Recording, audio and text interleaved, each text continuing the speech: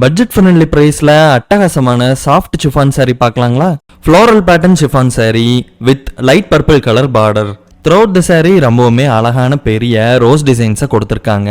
Designs எல்லாம் ரொம்பவுமே இமர்சிவா 3Dல பண்ணியிருக்காங்க.